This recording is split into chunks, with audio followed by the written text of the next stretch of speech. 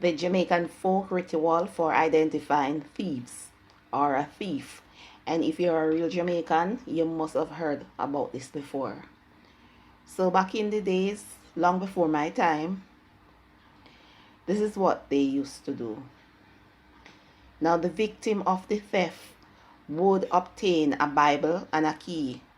The victim would turn to the book of Exodus chapter 20, which contains the commandment, thou shalt not steal.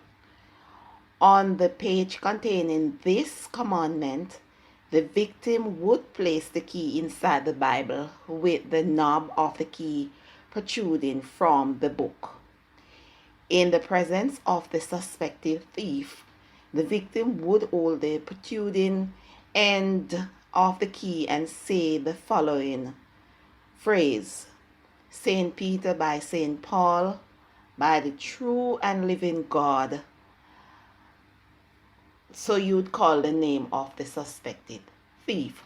So for example, his name is John or her name is Mary. Say for example, his name is John. Then you would say, Saint Peter by Saint Paul, by the true and living God, John is a thief.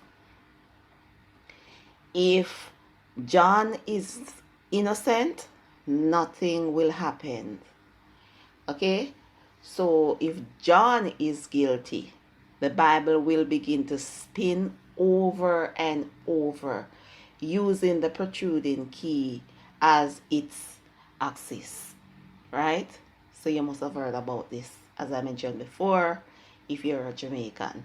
So you can use this and see if it will works for you in identifying a thief or thieves. Now, let me say this. In present day Jamaica, people report incidents of theft to the police. The police will conduct an investigation into the matter and gather evidence to determine who may be responsible for the theft. Depending on the outcome of the investigation, the matter may be taken to court to determine guilt or innocence.